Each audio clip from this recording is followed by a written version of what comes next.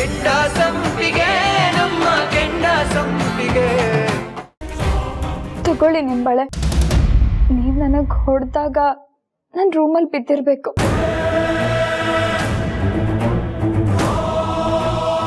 ಒಳ್ಳೆ ಮಾತಲ್ಲಿ ಹೇಳ್ತಾ ಇದ್ದೀನಿ. ನನ್ನ ರೂಮಿಂದ ಆಚೆ ಹೋಗು, ಇಲ್ಲಾಂದ್ರೆ ನಾನು ಏನು ಮಾಡ್ತೀನೋ ನನಗೆ ಗೊತ್ತಿಲ್ಲ.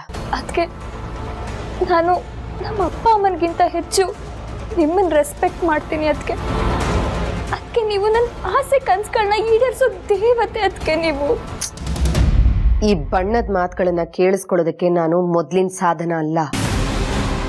Get out. ಅದಕ್ಕೆ ನೀವು ನನ್ನ ಕತ್ತಿ ಹಿಡಿದು ಆಚೆ ತಳ್ಳಿದ್ರು ನಾನು ಹೋಗಲ್ಲ. ಅದಕ್ಕೆ ನೀವು ನನಗೆ ಹೊಡೆದ್ರಿ ಅಂತ ನನಗೆ ಬೇಜಾರಿಲ್ಲ. ಅದಕ್ಕೆ ಆದರೆ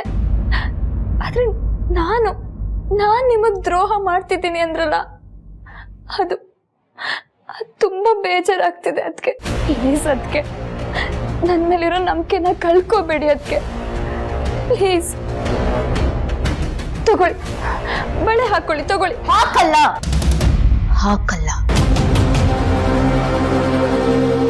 ಬಂಗಾರ, ಒಡವೆ, ಡಾಬು, ಮನೆ ಯಜಮಾನ್ಕೆ ಅಂತ ಸುಳುವಲ್ಲಿ ಸಿಕ್ಕಾಕೊಂಡು ನಾನು ಆಲ್ರೆಡಿ ನನ್ನ ಮರ್ಯಾದೆನ ಕಳ್ಕೊಂಡಿದ್ದೀನಿ. ನನ್ನನ್ನ ಈ ಮನೆಯಲ್ಲಿ ಕಾಲ್ ಕಸಕ್ಕಿಂತ ಕಡೆಯಾಗಿ ನೋಡ್ತಾರೆ ಅನ್ನೋದು ನನಗೆ ಅರ್ಥ ಆಗಿದೆ. ಸಿಗ್ಬೇಕು. ನಾನು ಕಳ್ಕೊಂಡಿರೋ ಮರ್ಯಾದೆ ನನಗೆ ವಾಪಸ್ ಸಿಗ್ಬೇಕು. ನನಗೆ ಅವಮಾನ ಮಾಡಿರೋರ್ಗೆ ಶಿಕ್ಷೆ ಆಗ್ಬೇಕು. ಆಗಿ ಬಳೆನ ತೊಡ್ತೀನಿ. ಹೌದಕ್ಕೆ ನಿಮಗೆ ಅವಮಾನ ಮಾಡ್ದೊಳಗೆ ಶಿಕ್ಷೆ ಆಗ್ಲೇಬೇಕು. ಆ ಶಿಕ್ಷೆನ ನಾನೇ ಕೊಡ್ತೀನಿ. ನನ್ನ ಮುಂದೆ ಅವಳನ್ನ ಬೈದು ನೀನು ಒಳ್ಳೆಯವಳು ಅನ್ನೋ ನಾಟಕ ಮಾಡಬೇಡ. ಈ ಮನೇಲಿ ನಿನ್ನಿಂದ ಹಿಡಿದು ಯಾರೂ ನಂಬಲ್ಲ. ಅದಕ್ಕೆ ನಿಮ್ಮ ಕೈ ಮುಗ್ದು ಬೇಡ್ಕೋತೀನಿ. ಅದಕ್ಕೆ ನನ್ನ ನಂಬಲ್ಲ ಅಂತ ಮಾತ್ರ ಹೇಳ್ಬೇಡಿ. ಅದಕ್ಕೆ ಪ್ಲೀಸ್. ಅದಕ್ಕೆ ನಾನು ನಿಮ್ಮ ಪರವಾಗಿದ್ದೀನಿ ಅನ್ನೋದಕ್ಕೆ, ನಿಮ್ಮನ್ನ ನಂಬಿಸೋದಕ್ಕೆ ಏನ್ ಮಾಡ್ಬೇಕು ಅಂತ ಹೇಳಿ. ಅದಕ್ಕೆ ಅದನ್ನ ನಾನು ಮಾಡ್ತೀನಿ. ಆದ್ರೆ ಮೌನವಾಗಿ ಮಾತ್ರ ಇರಬೇಡಿ. ಅದಕ್ಕೆ ನಾನು ನಿನ್ನನ್ನು ನಂಬೇಕಲ್ವಾ? Get lost. Get lost. ಗೊತ್ತಾಯ್ತು. ಅದಕ್ಕೆ ನಂಗೆ ಗೊತ್ತಾಯ್ತು. ನಿಮ್ ನಂಬಿಕೆನ ನಾನು ವಾಪಸ್ ಪಡ್ಕೊಳ್ಳೋದಕ್ಕೆ ಏನ್ ಮಾಡ್ಬೇಕು ಅಂತ ನನಗೆ ಚೆನ್ನಾಗಿ ಗೊತ್ತಾಯ್ತು. ಅದಕ್ಕೆ ನೋಡ್ತಾ ಇರಿ, ಇಷ್ಟಕ್ಕೆಲ್ಲ ಕಾರಣ ಆಗಿರೋ ಅವಳನ್ನ ಅದೇನ್ ಮಾಡ್ತೀನಿ ಅಂತ ನೋಡ್ತಾ ಇರಿ. ಅದಕ್ಕೆ ಅವಳನ್ನ ಮಾತ್ರ ನಾನು ಸುಮ್ಮನೆ ಬಿಡೋದಿಲ್ಲ. ಅದಕ್ಕೆ ಬಿಡೋದಿಲ್ಲ.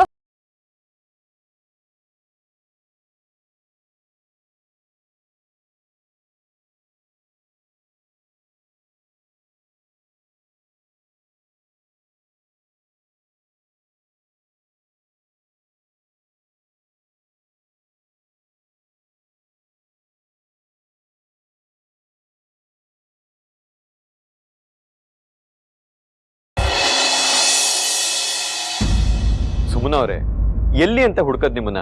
ಇಡೀ ಮನೆ ಹುಡ್ಕಾಡ್ತಾ ಇದೀನಿ. ನೀವು ನೋಡಿದ್ರೆ ಇಲ್ಲಿ ಬಂದು ನಿಂತಿದ್ದೀರಾ. ಎಲೆಕ್ಷನ್ ಗೆದ್ದಿದ್ದೀರಾ, ಖುಷಿಯಾಗಿರ್ಬೇಕು. ನೀವ್ ಯಾಕೆ ಬೇಜಾರಾಗಿದ್ದೀರಾ? ಏನಾಯ್ತು? ಸಾಧನಕ್ಕ ತುಂಬಾ ನೊಂದ್ಕೊಂಡಿದ್ದಾರೆ ಸಾಹೇಬ್ರೆ. ನಾನು ಅವ್ರ ಜೊತೆ ಮಾತಾಡೋದಕ್ಕೆ ಹೋಗಿದ್ದೆ. ಅವರು ಇದೇ ನೀವು ಮಾಡ್ತಾ ಇರೋ ತಪ್ಪು. ಅವ್ರಿಗೆ ನಿಮ್ಮ ಮೇಲೆ ಕೋಪ ಅಂತ ಹೇಳ್ತೀರಾ. ನೀವು ಹೋಗಿ ಮಾತಾಡಿದ್ರೆ ಅವ್ರ ಕೋಪ ಹೆಚ್ಚಾಗುತ್ತೆ ಹೊರತು ಕಡಿಮೆ ಅಂತೂ ಆಗಲ್ಲ. ಅದಕ್ಕೆ ಬೇಜಾರು ಮಾಡ್ಕೊಂಡಿದ್ದಾರೆ ಅಂತ ನೀವು ನೊಂದ್ಕೋಬೇಡಿ. 2 ದಿನದಲ್ಲೆಲ್ಲ ಸರಿ ಹೋಗುತ್ತೆ. ಸೋತಾಗ ಸ್ವಲ್ಪ ಮನ್ಸು ಭಾರ ಆಗಿರುತ್ತಲ್ವಾ, ಅದಕ್ಕಾಗಿ ರಿಯಾಕ್ಟ್ ಮಾಡಿರ್ತಾರಷ್ಟೇ. ಸಾಹೇಬ್ರೆ, ನಂಗೆ ಆ ಡಾಬ್ ಮೇಲೆ ಆಸೆನೇ ಇಲ್ಲ. ನಂಗೆ ಅದು ಬೇಡವೋ ಬೇಡ. ಬೇಡದೇ ಇರೋದನ್ನ ಇಟ್ಕೊಂಡು ನಾನು ಏನ್ ಮಾಡ್ಲಿ? ಸಾಹೇಬ್ರೆ, ನೀವೇ ಒಂದ್ಸಲ ಮಾವನ ಹತ್ರ ಮಾತಾಡಿ ಅದನ್ನ ಸಾಧನಕ್ಕಂಗೆ ಕೊಟ್ಬಿಡಕ್ ಹೇಳಿ. ಅದನ್ನ ಹೊರೋಷ್ಟು ಶಕ್ತಿ ನನ್ಗಿಲ್ಲ ಸಾಹೇಬ್ರೆ. ನಾನು ಈ ಮನೆ ಸೊಸೆಯಾಗಿ ಭೂಮಿ ಮೇಲೆ ಇದ್ಬಿಡ್ತೀನಿ. ಈ ಡಾಬು ಅನ್ನೋ ರೆಕ್ಕೆ ಕಟ್ಕೊಂಡು ಹಾರಾಡೋ ಆಸೆ ನನಗಿಲ್ಲ. ದಯವಿಟ್ಟು ನೀವೇ ಒಂದ್ಸಲ ಮಾವನ ಹತ್ರ ಮಾತಾಡಿ. ಸುಮನವ್ರೆ, ನಾನು ಎಲೆಕ್ಷನ್ ಗೆದ್ದು MLA ಆದ್ಮೇಲೆ ಆ MLA ಪಟ್ಟ ಬೇಡ ಅಂತ ಹೇಳಿದ್ರೆ ಹೇಗಿರುತ್ತೆ ಹೇಳಿ? ಹಾಗೆ ನೀವು ಹೇಳ್ತಾ ಇದ್ದೀರಾ. ಸಾಹೇಬ್ರೆ, ಅದಕ್ಕೂ ಇದಕ್ಕೂ ಹೋಲ್ಕೆನೇ ಇಲ್ಲ. ಯಾಕೆ ಹೋಲಿಕೆ ಇಲ್ಲ? ಮನೆಯವ್ರಿಗೆ ನಿಮ್ಮ ಮೇಲೆ ನಂಬಿಕೆ ಇತ್ತು, ನೀವು ಗೆದ್ದಿದ್ದೀರಾ. ಜನರಿಗೆ ನನ್ನ ಮೇಲೆ ನಂಬಿಕೆ ಇತ್ತು, ನಾನು ಗೆದ್ದಿದ್ದೀನಿ. ಅದ್ರಲ್ಲೇನು ವ್ಯತ್ಯಾಸ? ಸಾಹೇಬ್ರೆ, MLA ಆಗೋದು ನಿಮ್ ಕನ್ಸಾಗಿತ್ತು. ಅದಕ್ಕೆ ಅಂತ 16 ವರ್ಷದಿಂದ ಕೆಲಸ ಮಾಡಿದ್ರಿ, ಪ್ರಯತ್ನ ಪಟ್ಟಿದ್ರಿ. ಆದ್ರೆ ನನ್ ಕನ್ಸು ಯಾವತ್ತೂ ಡಾಬ್ ಪಡೆಯೋದಾಗಿರ್ಲಿಲ್ಲ. ಅದು ಅಲ್ದೆ ನೀವು ಚುನಾವಣೆ ಎದುರಿಸಿದ್ದು ವಿರೋಧಿಗಳ ವಿರುದ್ಧ, ಮನೆಯವ್ರ ವಿರುದ್ಧ ಅಲ್ವಲ್ಲ ಸಾಹೇಬ್ರೆ. ಆದ್ರೆ ನಾನೀಗ ಮನೆಯವ್ರ ವಿರುದ್ಧ ನಿಂತ್ಕೋಬೇಕಾಗಿದೆ. ಇದು ಸರಿ ಅಂತ ನನ್ಗನ್ಸ್ತಿಲ್ಲ.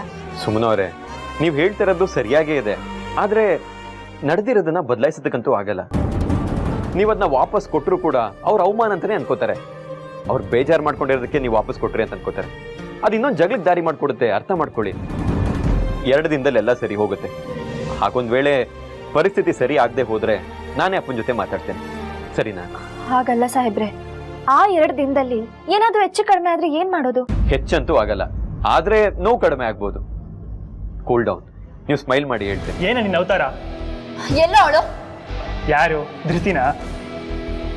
ನಿನಗೆ ಗೊತ್ತಿದೆ ಅಂತ ನನಗೆ ಚೆನ್ನಾಗಿ ಗೊತ್ತಿದೆ. ಸುಮ್ಮನೆ ನಾಟಕ ಮಾಡಬೇಡ. ನಿಮ್ಮ ಮನೆ ನೆಮ್ಮದಿನ ಹಾಳು ಮಾಡಕ್ ಬಂದಿದ್ದಾಳಲ್ಲ ನಿನ್ನ ಅತ್ತಿಗೆ, ಅವಳ ಬಗ್ಗೆ ಕೇಳ್ತಾ ಇದ್ದೀನಿ. ಜಾನ್ವಿ, ಯಾಕೋ ಬರ್ತಾ ಬರ್ತಾ ನಿನ್ ಕೊಬ್ಬು ಜಾಸ್ತಿ ಆಯ್ತು. ಮೊದಲು ಅದಕ್ಕೆ ಮರ್ಯಾದೆ ಕೊಡೋದ್ ಕಲಿ. ನೋಡು, ನಾನು ನಿನ್ನ ಹತ್ರ ಬುದ್ಧಿ ಹೇಳ್ಸ್ಕೊಳ್ಳೋದಕ್ಕೆ ಬಂದಿಲ್ಲ. ಸುಮ್ಮನೆ ನನ್ನ ಕೆಣಕ್ಬೇಡ. ಅವಳು ಎಲ್ಲಿದ್ದಾಳೆ ಅಂತ ಗೊತ್ತಿದೆ ಅಂತ ಹೇಳು, ಇಲ್ಲ ಅಂದ್ರೆ ಗೊತ್ತಿಲ್ಲ ಅಂತ ಹೇಳ್ಬಿಟ್ಟು ಸುಮ್ಮನೆ ಹೋಗ್ತಾ ಇರೋ. ಏನ್ ಮಾಡ್ತೀಯ? ನಿನಗೇನು ಮಾಡಲ್ವೋ? ಇವತ್ತೊಳಗೊಂದು ಗತಿ ಕಾಣಿಸ್ತೀನಿ, ನೋಡ್ತಾ ಇರೋ. ಯಾರು? ಅತ್ತಿಗೆಗ? ಸರಿ ಹೋಗು, ಅಮ್ಮನ ರೂಬಲ್ಲಿ ಅಮ್ಮನ ಜೊತೆ ಮಾತಾಡ್ತಾ ಇದ್ದಾರೆ. ಅದೇನ್ ಗತಿ ಕಾಣಿಸ್ತೀಯೋ ಕಾಣಿಸ್ ಹೋಗು. ನೋಡು ಜಾನ್ವಿ, ಅತ್ತಿಗೆ ಮೇಲೆ ರೇಗಾಡಿದ್ದಕ್ಕೆ 3 ಸತಿ ಕಪಾಲಕ್ಕೆ ಏಟ್ ತಿಂದಿದ್ಯಾ. ನೀನು ಈಗಲೂ ಬುದ್ಧಿ ಕಲ್ತಿಲ್ಲ ಅಂದರೆ ಮೋಸ್ಟ್ಲಿ ನಿನ್ನ ಹಣೆ ಬರದಲ್ಲಿ 4ನೇ ಸರಿ ಏಟ್ ತಿನ್ನೋ ಅದೃಷ್ಟ ಇದೆ ಅಂತ ಆಯ್ತು. ಕರೆಕ್ಟು. 3 ಸತಿ ಏಟ್ ತಿಂದವಳಿಗೆ 4ನೇ ಸತಿ ಏಟ್ ತಿಂದರೆ ಮಾನ ಮರ್ಯಾದೇನು ಹೋಗಲ್ಲ ತಾನೆ? ಅವಳನ್ನ ಅದೇನು ಅಂತ ತಲೆ ಮೇಲೆ ಕೂರ್ಸ್ಕೊಂಡು ಮೆರೆಸ್ತಾ ಇದ್ಯೋ. ನೋಡ್ತಾ ಇರೋವತ್ತೊಳಗೆ ಏನ್ ಮಾಡ್ತೀನಿ ಅಂತ. ನಾನು ಅದನ್ನೇ ತಾನೇ ಹೇಳ್ತಾ ಇರೋದು. ಹೋಗೋದೇನು ಮಾಡ್ತೀಯೋ ಮಾಡು.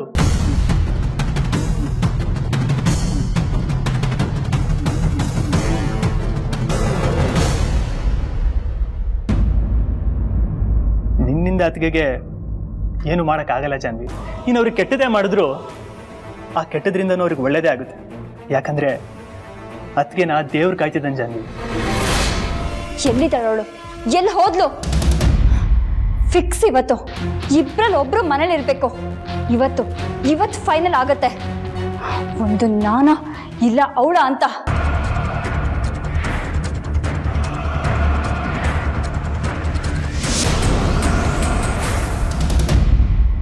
ಅತ್ತೆ, ನೀವು 100 ಸಲ ಹೇಳಿದ್ದೀರ, ಆದರೆ ನಾನು 101ನೇ ಸಲ ಹೇಳ್ತಾ ಇದ್ದೀನತ್ತೆ. ದಯವಿಟ್ಟು ಈ ಡಾಬ್ನ ಅಕ್ಕಂಗೆ ಕೊಟ್ಬಿಡಿ. ಅಂದ್ರೆ ನಿನ್ ಮಾತಿನ ಅರ್ಥ ನಾವು ಹಿರಿಯರಾಗಿ ಮಾಡಿದ ಕೆಲಸ ಸರಿ ಇಲ್ಲ ಅಂತನಾ? ಅಯ್ಯೋ ಅತ್ತೆ, ನೀವು ಹಿರಿಯರಾಗಿ ಸರಿಯಾಗಿ ಯೋಚನೆ ಮಾಡಿದ್ದೀರ, ಆದರೆ ಸೊಸೆಯರ ಮಧ್ಯ ಸ್ಪರ್ಧೆ ತಂದಿಟ್ಟು ತಪ್ಪು ಮಾಡಿದ್ರಿ ಅಂತ ಹೇಳಿದೆ ಅಷ್ಟೇ.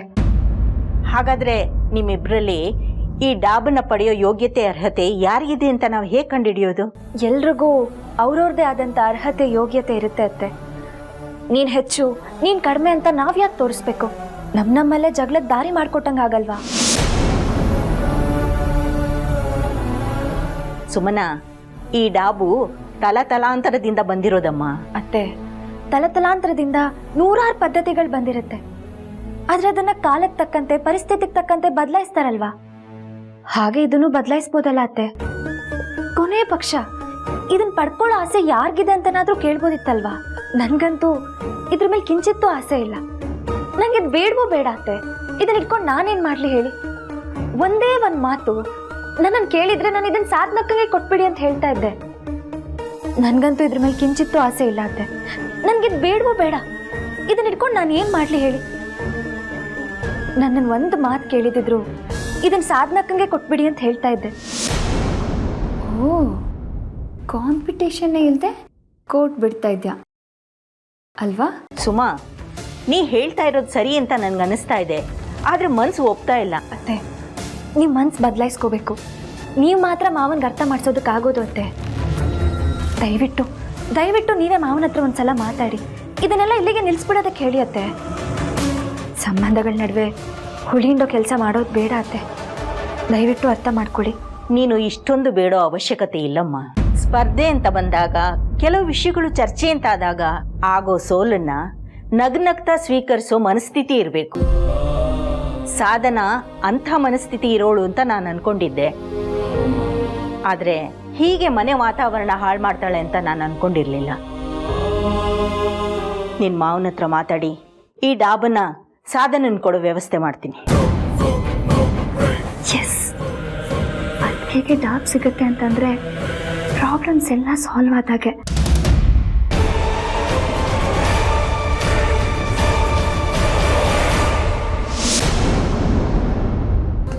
ಅದಕ್ಕೆ ಅದಕ್ಕೆ ನಿನ್ನ ಮುಖ ಆಗಲಿ ಮನೆಯವ್ರ ಮುಖ ಆಗಲಿ ನೋಡೋದಕ್ಕೆ ಇಷ್ಟ ಇಲ್ಲ ಅಂತ ತಾನೇ ನಾನು ಬಾಗ್ಲ ಹಾಕೊಂಡಿರೋದು. ನಿನಗೆ ಹೇಳಿದ್ರೆ ಅರ್ಥ ಆಗಲ್ವಾ? ನನ್ನ ಪೇಷನ್ಸ್ನ ಟೆಸ್ಟ್ ಮಾಡ್ತಿದ್ಯಾ ಜಾನ್ವಿ? ಹೋಗಿಲ್ಲಿಂದ. ಅದಕ್ಕೆ ಪ್ಲೀಸ್ ಅದಕ್ಕೆ ಒಂದೇ ಒಂದ್ಸಲ ನನ್ನ ಮಾತು ಕೇಳಿ ಅದಕ್ಕೆ. ನಿನಗೆ ಹೀಗೆ ಹೇಳಿದ್ರೆ ಅರ್ಥ ಆಗಲ್ಲ. ನಿನ್ನ ಅದಕ್ಕೆ ನಿಮ್ಗೊಂದು ಗುಡ್ ನ್ಯೂಸ್ ಇದೆ ಅದಕ್ಕೆ. ಈ ಮನೆಯವ್ರು ಸೇರಿ ಕೊಟ್ಟಿರೋ ಗುಡ್ ನ್ಯೂಸ್ನೇ ಅರ್ಗಿಸ್ಕೊಳ್ಳೋದಕ್ಕಾಗ್ತಿಲ್ಲ. ನೀನು ಹೇಳೋ ನ್ಯೂಸಿಂದ ನನಗೇನು ಆಗ್ಬೇಕಾಗಿಲ್ಲ. Get out. ಅದಕ್ಕೆ ಒಂದೇ ಒಂದು ನಿಮಿಷ ನನ್ನ ಮಾತನ್ನ ಪೂರ್ತಿಯಾಗಿ ಕೇಳಿ ಅದಕ್ಕೆ.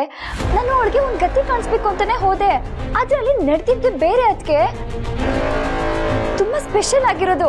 ನೀವೇನಾದ್ರೂ ವಿಡಿಯೋ ನೋಡಿದ್ರೆ ನಿಮ್ಗೆ ಖುಷಿ ಆಗುತ್ತೆ. ಅದಕ್ಕೆ ಪ್ಲೀಸ್ ಅದಕ್ಕೆ ಎರಡೆರಡು ನಿಮಿಷ ನನಗೆ ಟೈಮ್ ಕೊಡಿ ಅದಕ್ಕೆ. ಈ ವಿಡಿಯೋ ನೋಡಿದ್ರೆ ನಿಮಗೆ ಡ್ಯಾಮ್ ಶೋರ್ ತುಂಬಾನೇ ಖುಷಿ ಆಗುತ್ತೆ. ಅದಕ್ಕೆ ನಿಮಗೆ ನನ್ನ ಮೇಲೆ ಇರೋ ಕೋಪ ಎಲ್ಲ ಹೊಟ್ಟೋಗುತ್ತೆ. ಪ್ಲೀಸ್ ಜಸ್ಟ್ ಇದೊಂದು ವಿಡಿಯೋ ನೋಡಿ ಅದಕ್ಕೆ. It's my humble request, please ಅದಕ್ಕೆ ನೋಡಿ ಅದಕ್ಕೆ.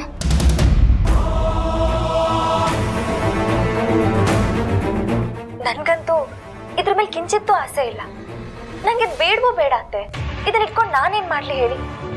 ಒಂದೇ ಒಂದ್ ಮಾತು ನನ್ನನ್ನು ಕೇಳಿದ್ರೆ ನಾನು ಇದನ್ನ ಸಾಧನಕ್ಕಂಗೆ ಕೊಟ್ಬಿಡಿ ಅಂತ ಹೇಳ್ತಾ ಇದ್ದೆ. ದಯವಿಟ್ಟು ಮಾವನ ಹತ್ರ ನೀವು ಒಂದ್ಸಲ ಮಾತಾಡಿ ಇದನ್ನ ಇಲ್ಲಿಗೆ ನಿಲ್ಸ್ಬಿಡೋಣ ಅಂತ ಹೇಳಿ. ನಿನ್ ಮಾವನ ಹತ್ರ ಮಾತಾಡಿ ಈ ಡಾಬನ್ನ ಸಾಧನನ್ ಕೊಡೋ ವ್ಯವಸ್ಥೆ ಮಾಡ್ತೀನಿ.